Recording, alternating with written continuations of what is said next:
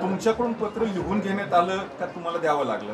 नाही, मला सांगितलं तर मी म्हणालो जर अशी काही तुमची तक्रार माझ्या पत्राचं नाही, राणादादांनी स्वतः तोंडी तक्रार केली होती आणि त्या अनुषंगाने मी पत्र दिलं होतं। त्यामुळे तसं काही माझ्या पत्राचा फक्त उल्लेख आहे। मी सांगितलं जर बाबा तुम्हाला चुकीचं वाटत असेल तर मी पत्र देतो पालकमंत्री म्हणून, तुम्ही बदला। निरासन झालं नाही, आता शासन स्तरावर निरासन होईल, परंतु एक गोष्ट मी तुम्हाला 100% सांगतो, जिल्ह्याच्या राजकारणामध्ये अशा प्रकारचं राजकीय आढेवेढे घेणारे किंवा काही गोष्टी जर होत असतील तर त्याला मी जबाबदार नाही। मला विकास करायचा आहे, तो जिल्ह्याचा करायचा आहे, मला विकास करायचा आहे, तो माझ्यावर जबाबदारी दिलेल्या सगळ्या प्रक्रियेचा।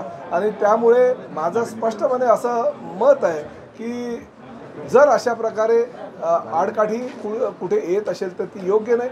पण मी मुख्यमंत्री आणि उपमुख्यमंत्र्यांशी बोललेलो आहे आणि लवकरात लवकर यावर तोडगा काढू।